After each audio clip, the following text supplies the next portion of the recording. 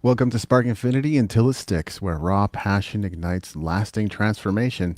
Each week, we peel back the layers of creative journeys, exploring the triumphs, struggles, and pivotal moments that shape artists and innovators.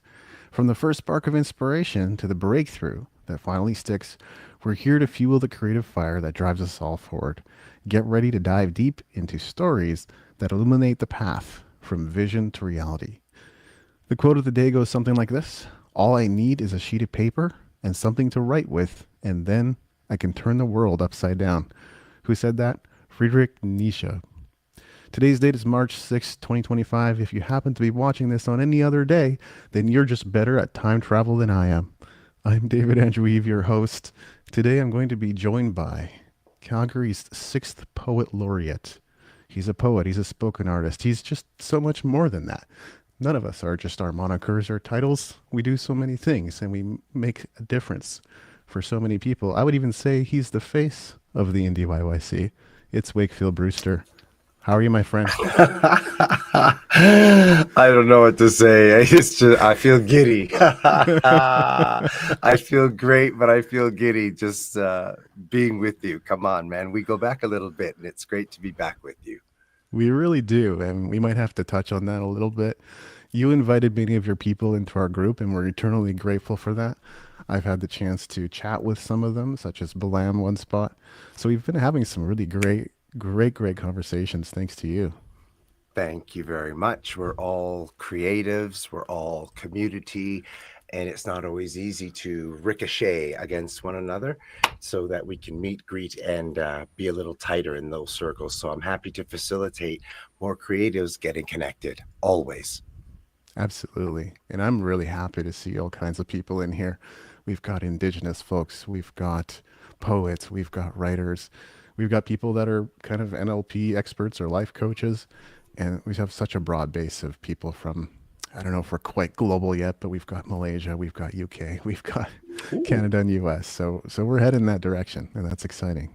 That's awesome. Thank you for allowing me to be a very small part of this very big venture. Thank you very much. No, no. I'm sure many people have been waiting to see you and hear from you. You're very kind.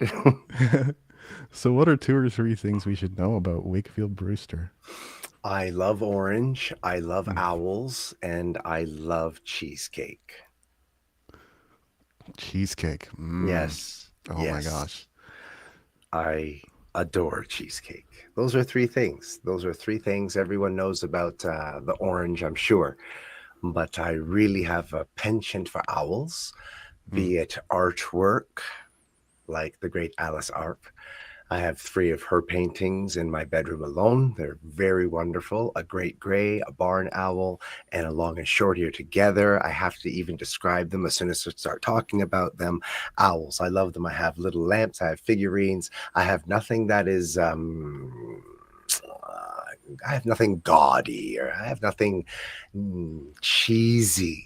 I try to make sure all of my owl collectibles are tasteful, at least to me, and I adore them. I just love Mm. owls. That's awesome. Something a little bizarre, but I'm a foodie and I like to explore all over the place. So, one of the best cheesecakes I've found in Lower Mainland in Fraser Valley yet is in Maple Ridge at an Indian restaurant. There you go. You never know where you're going to find the treasures of the earth, right? You really don't. I Cool guess thing.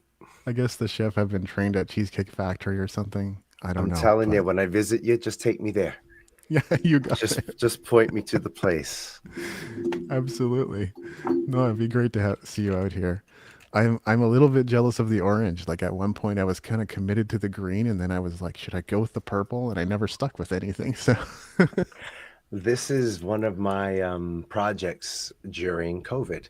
When lockdown happened, this is the very mm, seat that I became rooted to for the better part of 7,200 uninterrupted hours and built this. I got this tailor made and it's about 10 by, I think it's 10 by 6, and it wraps right around me. It's a physical backdrop, blood orange.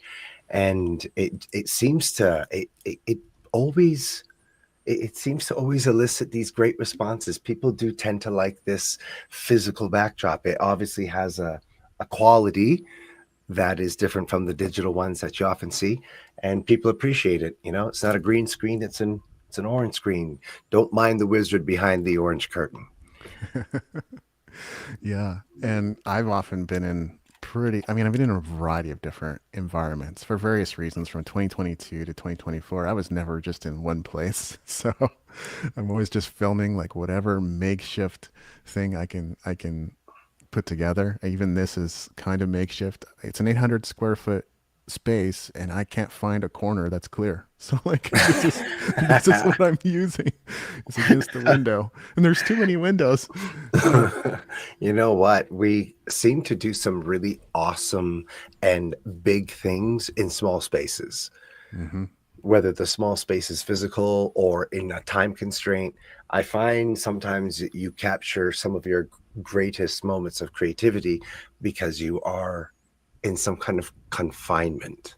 Mm. It's an under pressure, but not to boil over type kind of situation is how I feel about it. That's the type of juxtaposition I feel. I do well when there's a kind of a constraint around something to really draw the creativity out to meet the moment.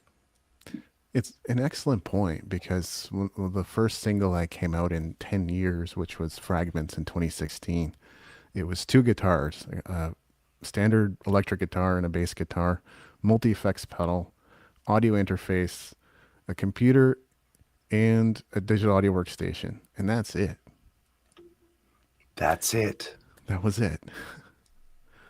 We've moved into a place in space and time where quote unquote smaller people can quote unquote do bigger things. Mm, yes, more so than ever.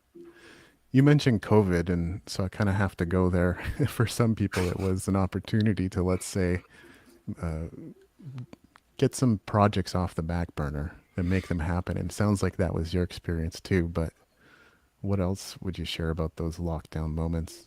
Yeah, they were some of the greatest moments of my entire life to date. Hmm. It was a break from, I have great social anxiety, and people, they're like, what? And I'm like, yes, because when I'm in a place and space of presentation, poetry, creativity, artistry, I'm with my people. Even if there are strangers around, the energy is familiar, it's comforting, it's warm, it's welcoming. I can move through it. I can make the friends easily. I can meet and greet with less wake awkwardness, which I carry with me in my back pocket everywhere. But as soon as I am, especially alone out in the world, I don't want to be seen, Hmm. heard, felt. Don't look at me. I literally want to be a specter. I just need to move through the world. I do so well, and I know I do well where I do well, but there have been moments where I spend, a good half an hour, 45 minutes, an hour shopping, uh, not grocery shopping. This hasn't happened in a long time, but I'd be shopping, we'll just say a Walmart. And it's enough for me to be around a lot of people that feel buzzy, right? It's always kind of got a weird energy, Walmarts do. But I'll spend my hour getting my stuff and just dealing with passing by people and their energy. And then I'll get into the lineup, and there's David, and David is my cashier, and I'm talking to you, and I'm doing okay. I'm one on one. I'm doing okay, and we're getting out the items, and we're talking about little things, and I'm doing okay. I'm getting through it, and then one person lines up, and then three people are there, and then five are there, then eight are there, and I start dropping things. I start sweating and trembling, and I have said, I'm sorry, I have to go. And I've done it more than once. I've just grabbed my card and left, spent a whole hour shopping, got in a lineup, people got behind me. When COVID came, it was like you could walk outside your front door at any given time. You could go to a major corner intersection at any time, shooting Uzi, all four directions, hit nobody. I kind of liked having that break from the world, man. And I got things done. Now, people were shamed. I know some people felt shamed because there were people like me who were getting things done, quote unquote, and others who were taking a break, just finding themselves, relaxing, whatever. And some people did the wag of the finger. How come you're not getting more done? Everyone did probably what they were supposed to. Agreed. In an unknown situation like that, everyone just did what they were supposed to without even any direction or design. Some you just fell into a groove, and mine was a productive one, needless to say. So I got here, got in this chair, got on this computer, built the booth, and then went out to reach the world. This way.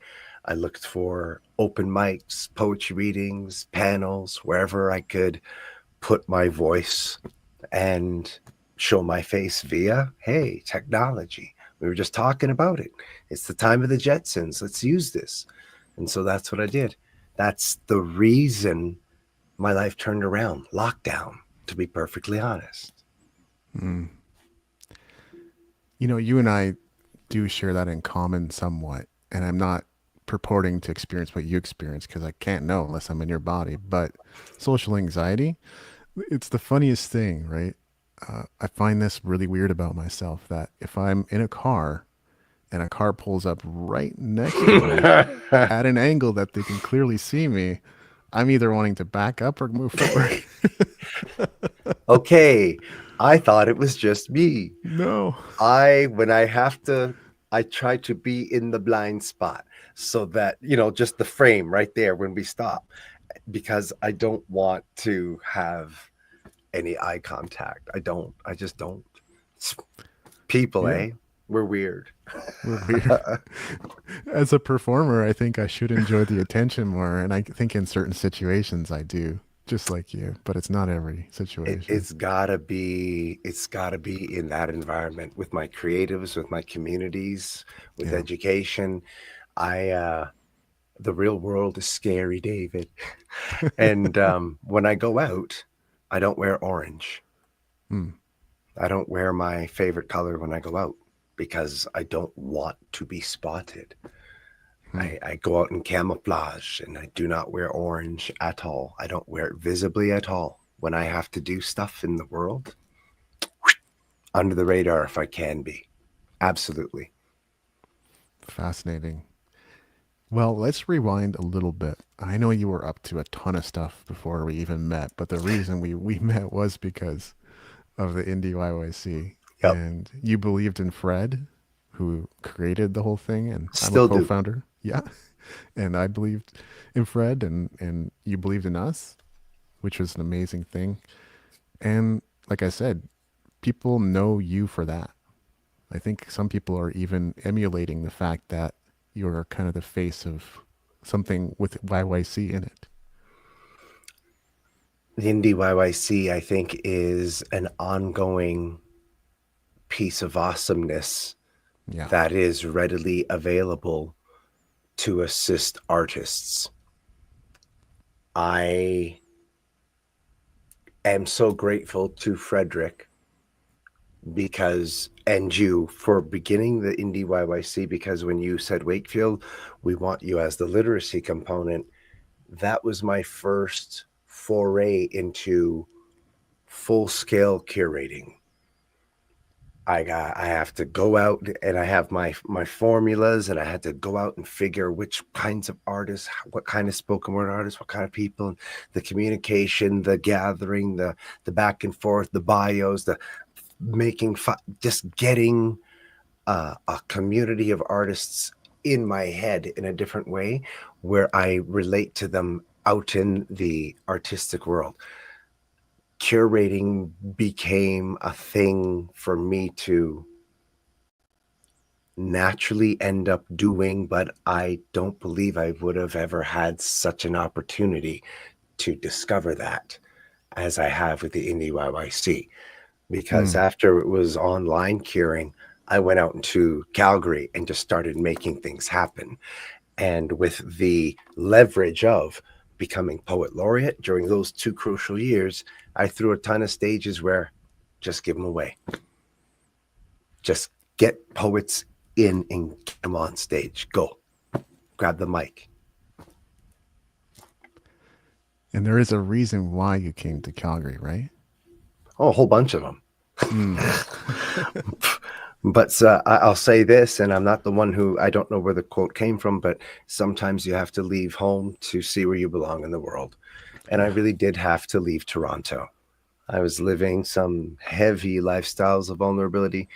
I've, I had some brushes with death for the lifestyles.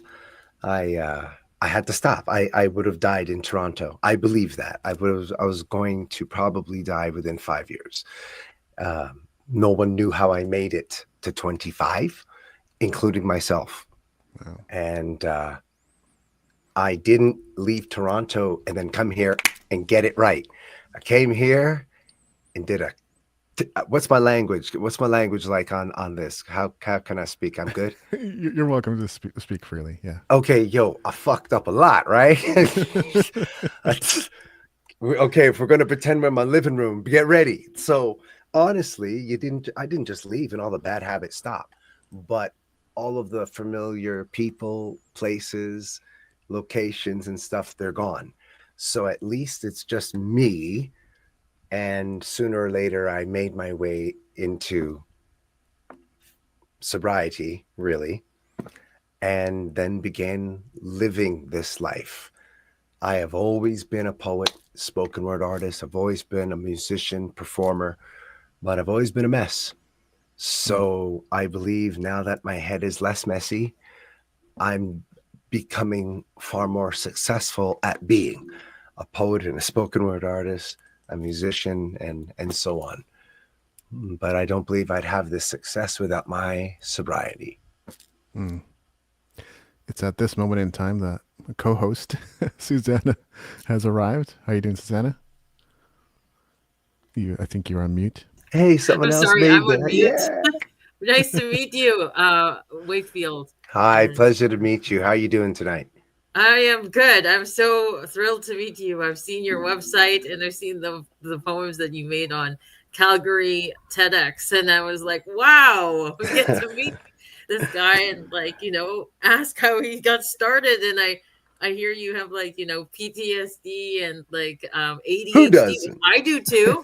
I don't know if that's true or not, but Well, I mean, I think the entire world is quite comfortable with knowing that no one of us is perfect. Therefore, we're all barriered.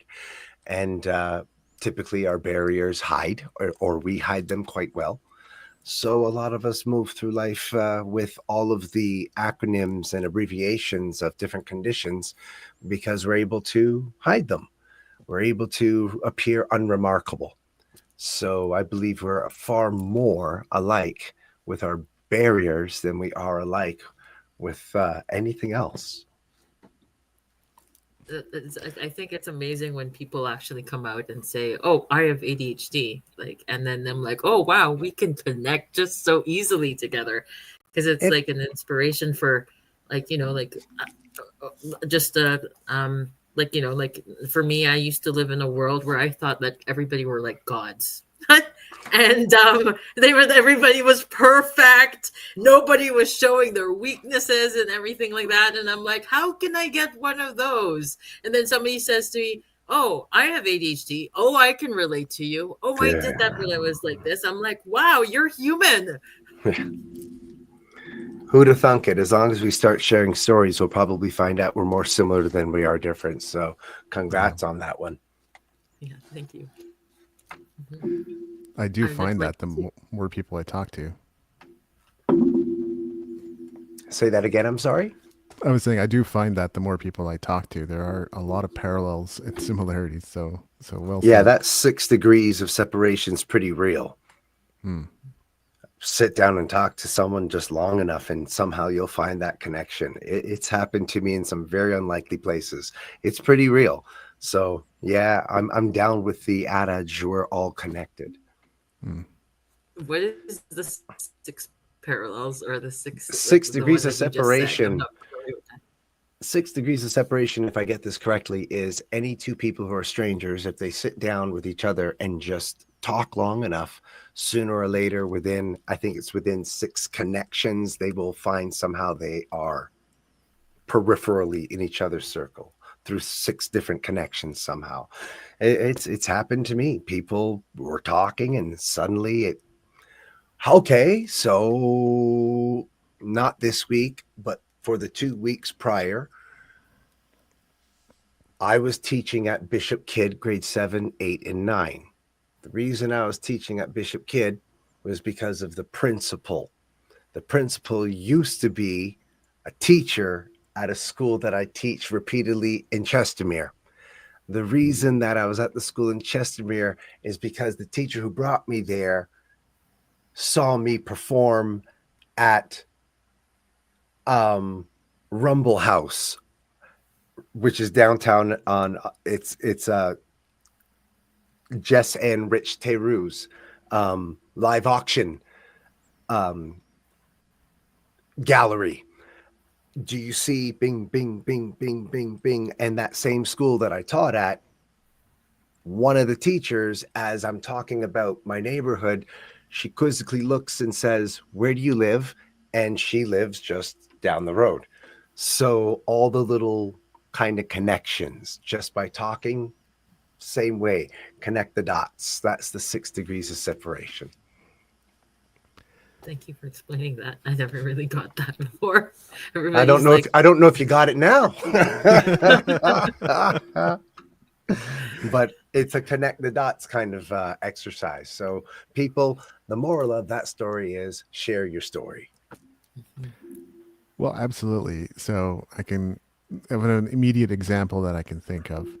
I connected to, and I don't even remember the reason why, but I connected to with Brent Vartstra of Learn Jazz Standards, and him and I were in this conversation. Oh yeah, because we're interviewing on each other's podcasts, and I was interested in getting into a mastermind group, and then he says, "Okay, well, let me see if there's anybody I know," and eventually he came back to me and said, "Well, there's this guy Greg Wellnow from Musician Monster that would like to start this mastermind thing." And so we all got into a mastermind group. We met in Colorado in 2019. And then this year I was talking to a TV host, and he's like a fractional CMO and a marketer. He does a bunch of stuff. Peter Murphy Lewis. And then we get to talking. It's like, who do you know that I know? And I was like, I don't know. Do you know Greg Will now? And he's like, yeah, he's one of my best buds. So there you go. Perfect example of 6 degrees. It's real. Yeah, Just share your story. definitely. Yeah, And I just wanted to let you know that there was also one person who I was interacting with yesterday. I just met for the very first time, and she went to a college that that was close to me when I was living in Langley, and they were like relating to each other, these two friends and stuff, and then I discovered that, oh, I have one of these friends who graduated at the same time. And then, do you know so and so? And I'm like, yeah, I know the person. You know, It's a cool feeling too. It's neat when you end up knowing each other. It's neat. I like that. It's a friendly feeling. yeah. Tell us about poetry, Wakefield. I know this is not like easy question. That's pretty wide. Yeah. Where would you like me to go with it, really? So there was a point at which you were basically told, like, you're never going to be good at this, or you're not going to be doing this, right? Yeah, that was at the beginning of things. So I'm in university at York University, and I have been writing kind of secretly because, toxic masculinity, and I didn't really need all of my male friends, especially knowing I had started writing poetry and started being sensitive. And yeah, there was that weird kind of shame about it or stigma around it, whatever. But you go to university and you start to bloom a bit, or you start to spread out and get some understanding. So I realized I had reached my limits with piano and percussion. I am a very strong musician, but I do not have the chops. I have great ability when I had it, because I haven't played in years. I had great ability, but it wasn't going to happen with piano and percussion. However, there was poetry, and there was poetry in the background all that time I was studying music. So when I realized I had reached my limit, I cannot pursue a performance career at university. I don't have it. I'm going to try this poetry thing, because the people who I have showed my poetry to, they didn't know I could do this. It was not part of my, it wasn't part of my forward face. People had no idea this is what I was doing. So the people who did know said, Wakefield, you got to do something with this. Got to do something with this. So I thought, okay, I'll do something with this. So I decided to go into English, take poetry. After my first two assignments, this prof, she sent me an email that said my words essentially were nonsense, garbage, and gobbledygook. And basically, your words will never be read. So understand, my lack of understanding was you can't be a poet in the world or a writer in the world without a book. You need to be published. The world had me convinced that that was the only way a poet could be in the world. You had to have your works bound and sold. Well, now this person has just squashed that dream, because I was pretty absolute in my thinking. As a young man, I didn't have great deductive reasoning, let alone critical thinking.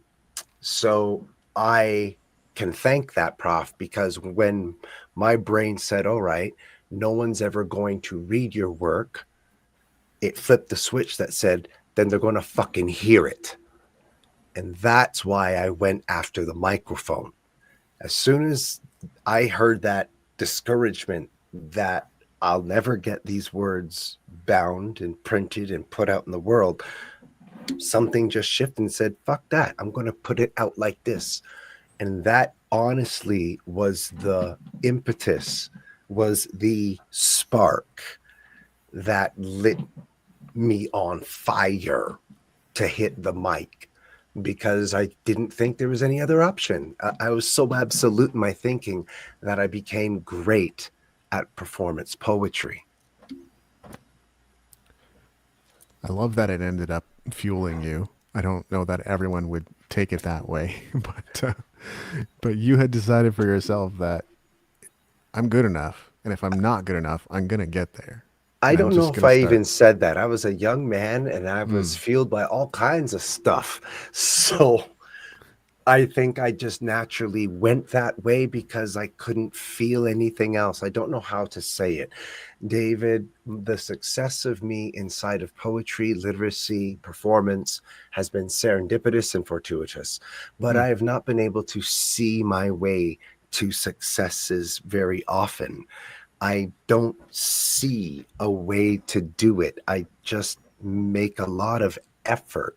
It's like being on the water, and I just radiate. I just work hard, and it ripples out. And sooner or later, you hit a leaf or a stick or a fish or a frog or something. But each one of those objects that my energy finally hits, we'll call it an opportunity. And because it wasn't with me, it's often a collaboration because it's someone else too. So what else can I say except for the single-mindedness of, I guess I can't do one thing, I'll do the other.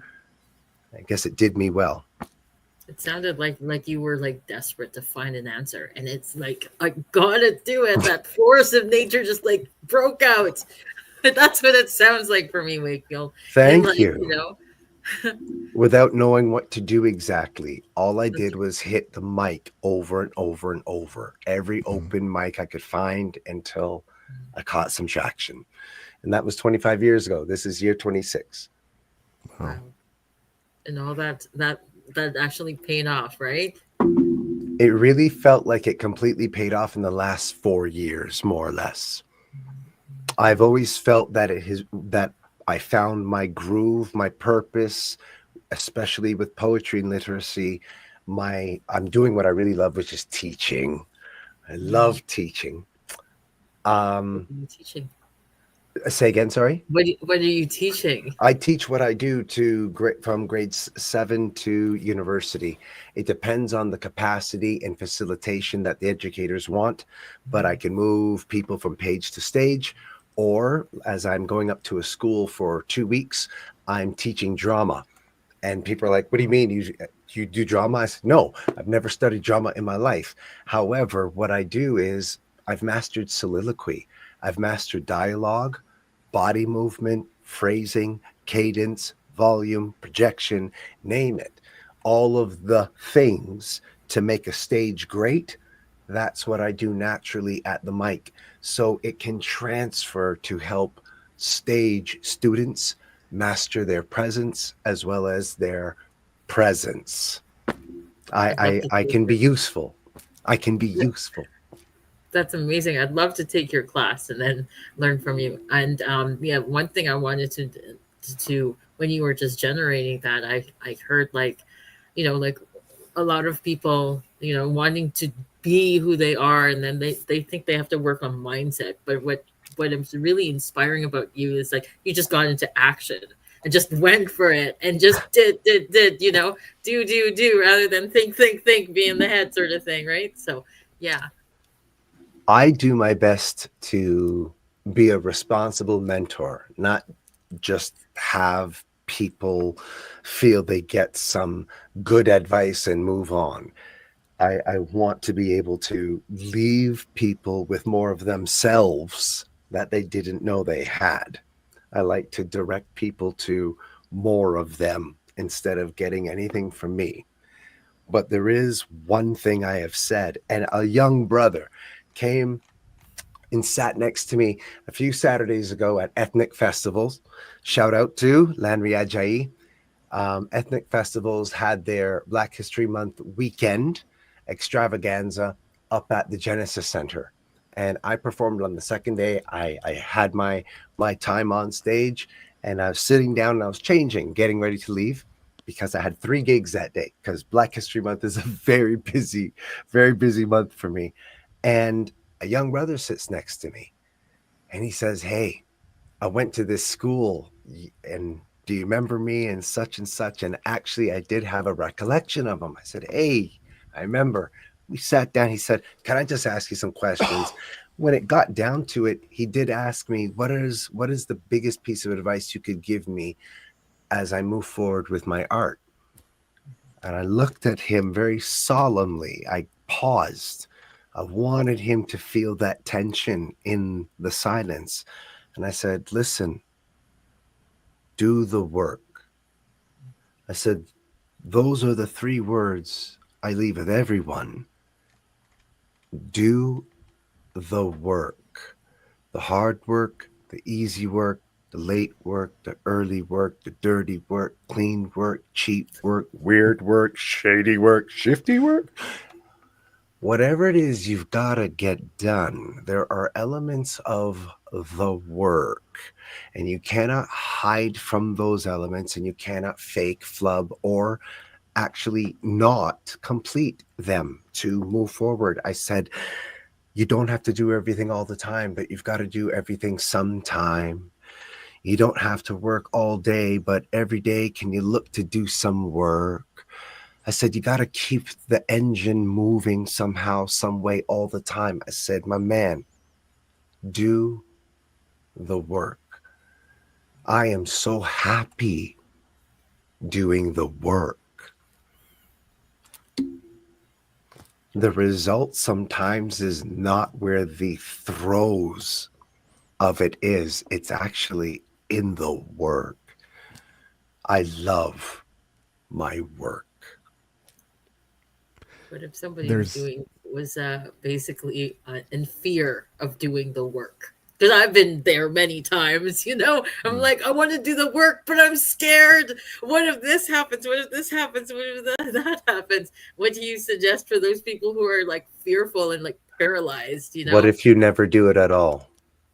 Uh, far scarier. that's true. Mhm. So today at St. Francis, peace, St. Francis. Thank you so much for a wonderful week. I'm at St. Francis teaching grade 10s, I believe, all week.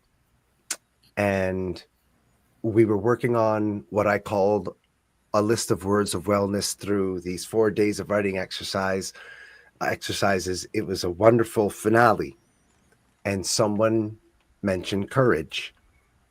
And I said, listen, know it now. Courage is not the absence of fear. I said, feel the fear, do it anyway. Feel the fear, do it anyway. Feel petrified if you must, but you must allow the fear to push you, not prevent you. We have another mutual contact that once turned to me and said something pretty similar. He was like, if I'm going to read a book, I'm just going to work instead. And that was David Horrocks. I like that. Yeah.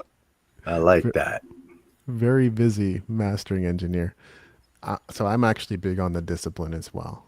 And last year, one of the catalysts to this whole thing even existing was Jody coming to me, or one of our co-hosts, and saying, maybe we should grow our social media presence and focus on that for a while. So if we book an event in the future, we'll actually have people there. What a concept. Do the work. Yep. So we made this goal. I don't want to out anyone. I think I'm the only one that completed it, though. In 4 weeks, we said we were going to make 90 videos. I made over 90 videos. Oh, wow. And I've been That's posting. a lot. Yeah. I've been posting daily on Instagram since last July. Not just videos. There's a lot of quote cards and graphics and pictures and things like that, too. And I experimented with everything. So I made some mistakes, and I'm okay with that. Yeah. I bought some followers. I bought some shout outs. I bought some reviews. I just tried to see what was actually going to make a difference. And it was not all for naught, because real people did start following me. Yeah. And most recently, I found out Eric Nelson, award-winning actor and film producer, occasionally checks my stuff and even likes it, engages with it. So here we are, not even a year later, right? You've just got to do something. Yeah. Exactly. The universe loves the doing, right? Not the thinking. There's got to be some activity, I think. I would like to say that I'm not a workaholic, but I am someone who enjoys working so very much that I do get up at 4 a.m., 7 days a week, pretty much 4 a.m., and typically in bed just after 8, getting that full 8 hours. But man, do I give her for 16. You know what I mean? It's a full 16 hours of putting work into many different places. I never really buzz on one thing for too long. The only thing that really gets big stretches will be creating poetry, because you got to be in, right, a lot of space. But there is always the email. For instance, there is an art to administration. True. Administration requires artistry. Invoicing, emails, reply, all the files, everything. There is so much paperwork in the paperless world when you are in the administration of artistry. There's a lot of details in this lifestyle of creation. So, and somewhere in the midst of this, what was it, 2022 or 2023? We had the 3 project. I'm pretty sure it was must have been the end of 2022, right? Yeah. I don't think I was poet laureate, was I? You may not have been yet. So then that means it was 2021. There's no way it could have been 2021. Because I'm poet laureate number 6, 2022 to 2024. Wow. So it was 2021 that we did the 3 project then. That's Wow. crazy. You know each other from way back, it sounds like. Yeah, when we were toddlers. Well, certainly further back than that. Yeah. Wow. Yeah. In the womb then. I don't know exactly when we started the Indie YYC, but that's pretty The much around the Indie time. YYC started very shortly after lockdown Oh, or yeah. just Just before before. lockdown. Yeah, that's right. So, yeah, you're right. 2019. Absolutely. Look at that. Wow. But we actually would have done the three project in 2022 because of lockdowns. And that's when the world started opening up again. But for those Look who at would like that. to, yeah, for those who would like to watch, we have we have it all documented. It's all in video. It's all fully edited. It's beautiful production and everything. Three artists, three stories, and just three different complete disciplines, right? And Wakefield being one of them. We also had Carla Olive and Stefano Valdo. Were And you there too, David? yeah, I was the lighting tech as well as the PowerPoint tech, which is an Oh, unlike. okay. So you weren't the musician in highlight. Well, that's the funny part about it. That was absolutely an unlikely combination for me. One is I'm not a lighting tech, but I got tasked with this on this occasion. I said, okay, well, I've done enough theater tech gigs to probably be able to press a few buttons at the right time. Wow. And someone was there helping me all the way through, not during the show, but like beforehand, just setting up all the cues for me so it could literally just be push button simple, right? Because I also had to operate the PowerPoint at the same time. Although we did end up operating two different PowerPoints. There was the back screen, That's right. And the monitor one.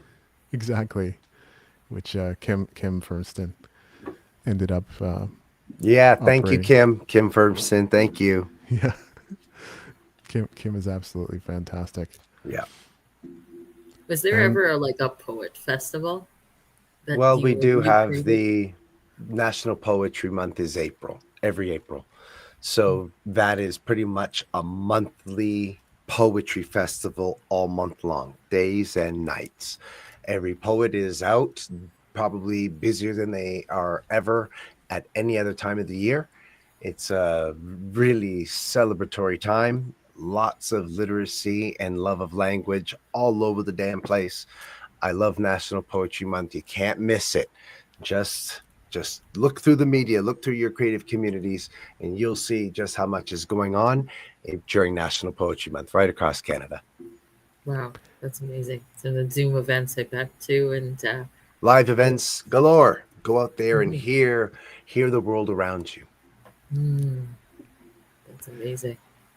yeah, and Wakefield's going to be back on our show during national. During National Poetry Month. Yes, that's right. Yeah, And I'll be carrying the we'll say the momentum of that month with me. Of course, it really is February, March, April. Those 3 months are very, very busy for me in the community. The rest of the year, September to June, I'm pretty much professional educating artist, reaching as many students as I can. I am at all spectrums of where I can be an advocate for literacy. Wow, that's what I wanted to ask you about that. The advocate for literacy, um, like when you talking about literacy, you're talking about reading, writing, and poetry, right? Well, when we look at, and you almost exactly said that, when we look at literacy, people do see it as a trifecta. They see it as reading, writing, and speaking, but actually, it is listening first, so we have a greater understanding afterwards. To me, Mm, there are five key components: listen before we read, write, or speak, and we speak first mostly, and we will all get a greater understanding of each other. So I typically am known to bring a lot of literacy through social content. I am known as a social poet. I write about I write about some of the darker places that a lot of us have to live in secrecy, in shame, for stigma. I write about places that are darker so we can bond there and raise each other into the light. I find that it is very complementary to a lot of the curriculum that has to do with Jedi, AI, EDI, speaking the language of citizenry, going out in the world and looking at justice, equity, equality, diversity, inclusivity, accessibility, intersectionality. Those are heaviest of themes in Yeah. my work. And I can bring that work to schools and make it relevant through presentation and Mhm. through literacy enhancement. One of the themes that I have noticed that a lot of people have pointed out to, and even myself too, it's just the way of being seen, heard, and understood. Is that also part of the literacy part too, when you're being listened to and I seen, heard, and understood? I try to convince these students that their voices are more important than mine. And they were, what Mm. do you mean? I said, listen, you're the ones coming into the world. I said, I have found my place and I am a leader in literacy. That's my station, my vocation. That's my place. I feel good there. It feels like it was destiny and I'm doing my job.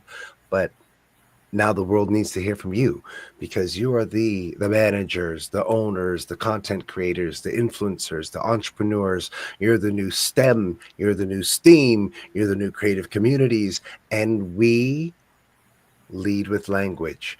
I have told them Wakefield has his 3 laws of language. Number 1, we lead with language. People talk, we talk, we talk. Number 2, language allows. So whatever is said, if not met, if not resisted, if just allowed to be, then number 3, what we allow will continue. So for you new leaders of tomorrow, you're going to have to lead with more than like, right, okay, huh? Yeah. You're going to have to lead with more than that. And regardless of the lifestyle, that lifestyle will have a specific language, and you will have to carve out your own linguistic. Forensic linguistic. You will have to establish it through a level of literacy that sets you apart from anyone else. I try to let them know that we adults who are aging, we want to hear you. I wanted to mention to you that I have a company that it's called I started it 2 years ago, and it's called Distinctive Tech and Media Literacy.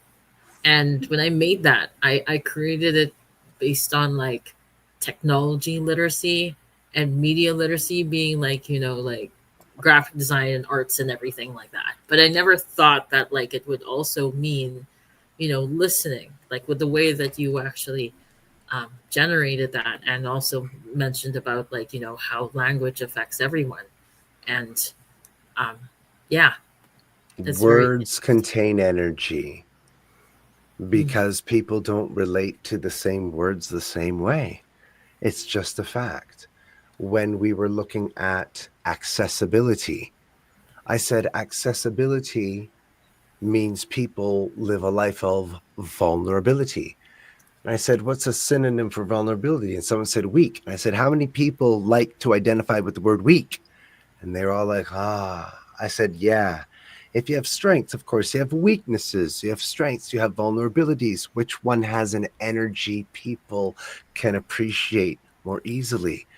I said, listen, we can all be messengers, but we don't have to be dicks about it. You can deliver the truth, whether it be stone cold hard like raining anvils.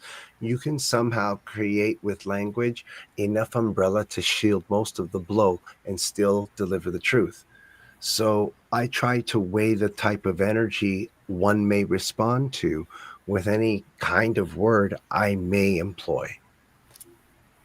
it's just amazing. Like words have energy. Where did you learn that? Or was it that created by you?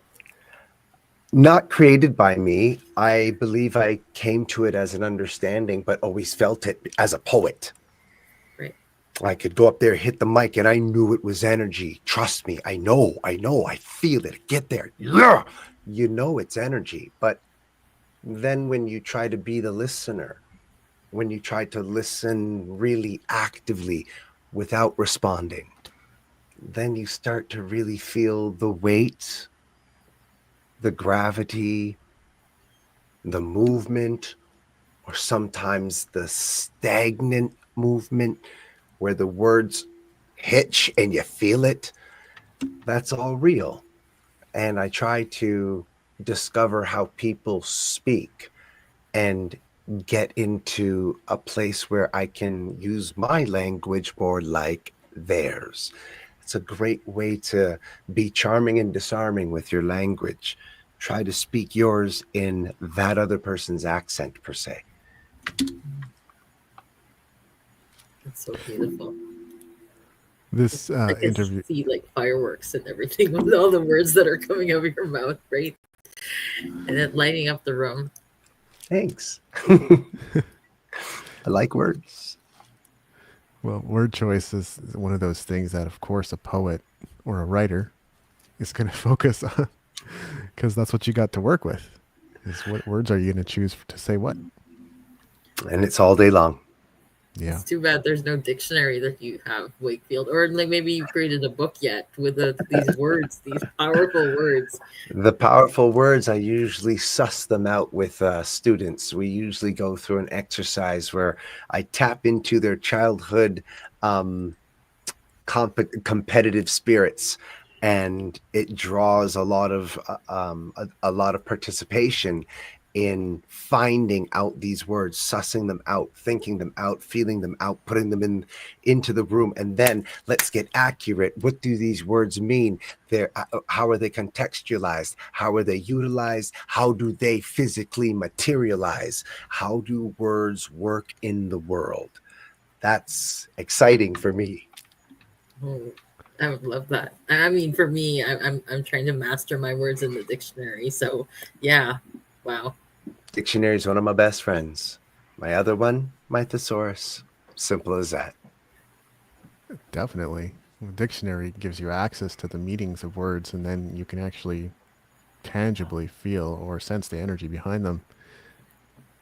And this interview is not about me, but I was reminded of a community that I started with Fred before the NDYYC ever existed. And it was called the Question Community. And here's me giving a presentation about the power of words. I don't even look like the same person, by the way. I don't think. Awesome. You're gonna play it? I can see your face. Yeah. I I'm want to not gonna see play. more. Yeah.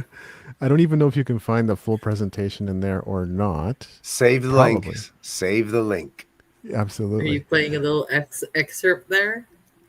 Not today, but yeah, at the time I was just gonna say, like, we were convinced it was a good idea to have our videos 2 minutes or less. So we broke up the presentations into little bite-sized chunks, and that's what this is. But I think maybe the full presentation is there.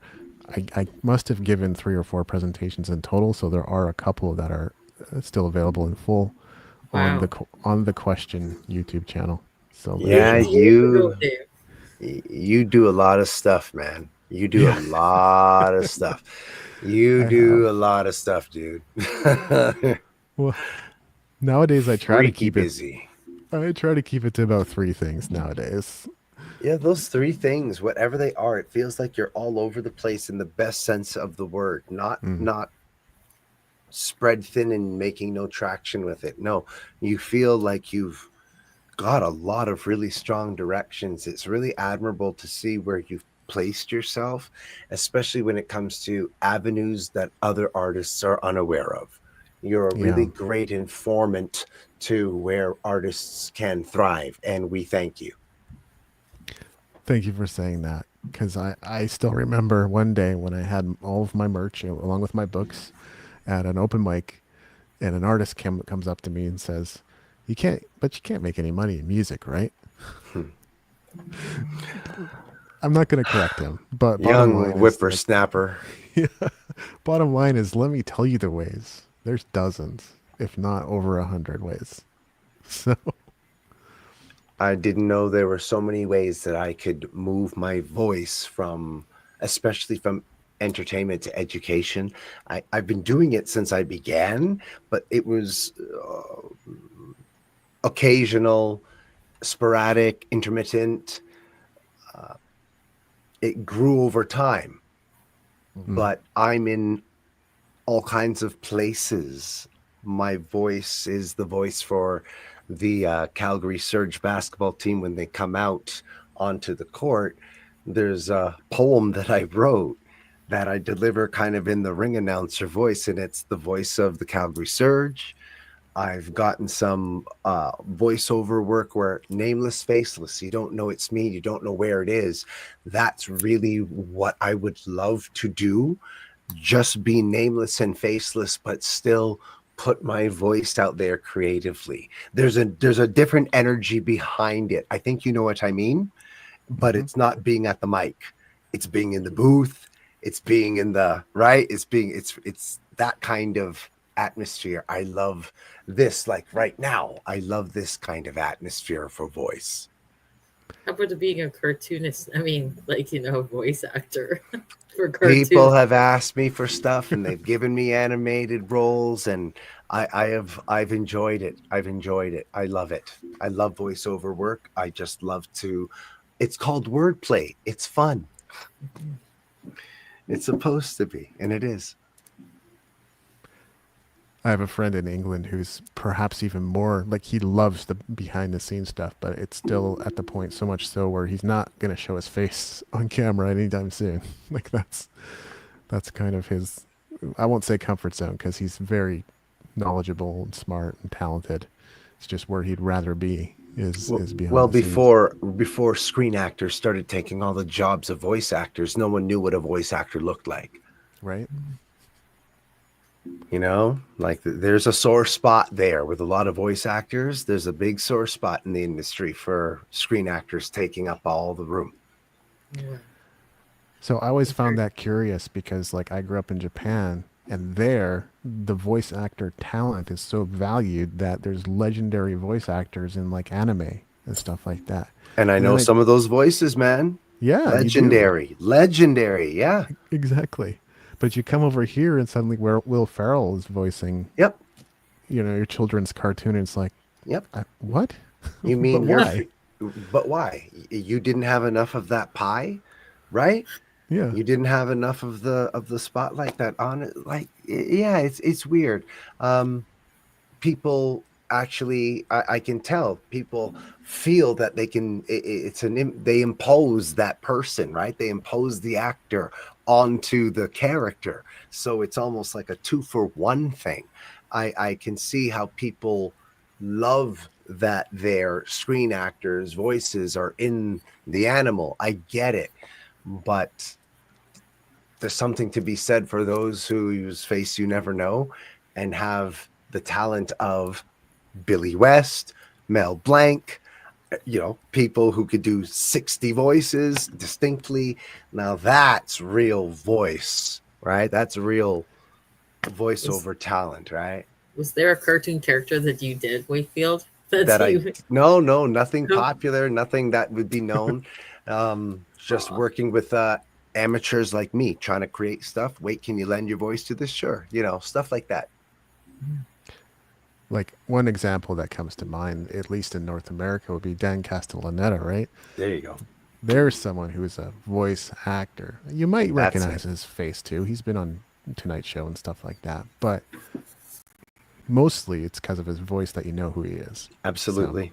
Same with Yardley Smith, Yes. right? And her voice is very similar to Lisa Simpson, right? Yeah. Like her voice actually is pretty similar. I think it's fantastic. I have nothing but respect for people who do voiceover well, whether they be screen or voice only. I love the booth. I love the booth. They really brought some brilliant people on for The Simpsons. And I mean, we all Yep. loved Phil Hartman too, right? Yeah, the great Phil. Yeah. This question is inevitable. It seems to come up in every show, but I have to ask you too, Wakefield. How do you feel about AI? Is it replacing writers? Do you use Oh it? wow, I don't stress with this shit at all, yo. Good. Okay, so here's the thing. Honestly, when I was mentoring at Arts Commons, I was the fellow for the TD Incubator in its third year. I had roughly 44, 45, nearly 50 different artists all throughout the city who were selected to be the cohort, and they were of all disciplines. when this subject matter came up and I listened to the cohort speak, I didn't give them any conversation. I just listened to what they were saying. A great deal of them were giving off an energy that algorithms and AI were concerning them so much about, is my stuff going to get replicated, or will my stuff go to the right audience or not? They were so concerned with being replicated, replaced, or misdistributed that it sounded like some were saying, yeah, I haven't been creating these days because I'm paralyzed with fear about the algorithm or AI. I was like, what? No, you can't. I asked everyone, how many of you have a close group of friends, but you have that one friend that does nothing but give you friction? And no one put their hands up. And I said, so you're all living your algorithm. I said, there you go. Wow. You're living your algorithm. Jeez. I said, so if you want to make sure that you reach your audience, then you need to do, and I said, I told you I would bring up old school when I thought it was applicable. Live your algorithm. Put your stuff out there. Get yourself out there. Make your own media. Direct it. Flood the content only from you. Get your team and make sure you cut a slice in the web of in the World Wide Web pie. You've got to get a little silky slice in there that is yours, and that's where you will remain.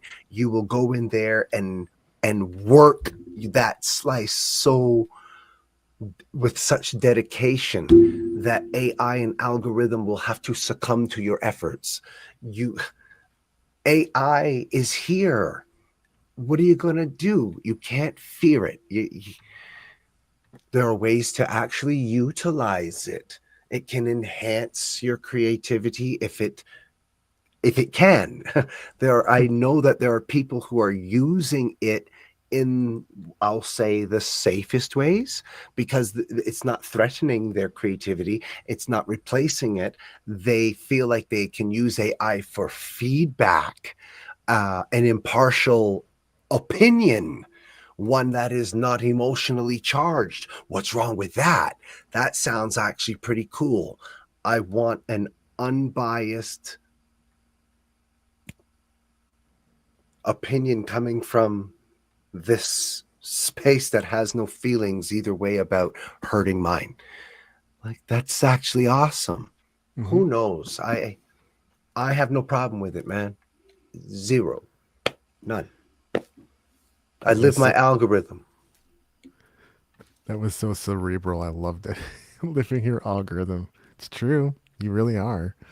And this Facebook group, Spark Infinity, has been insane because we started this in January. Yeah, we had kind of something in motion before that. We started doing private, not even streams, just private video conferences and presentations. Then we said, let's go live.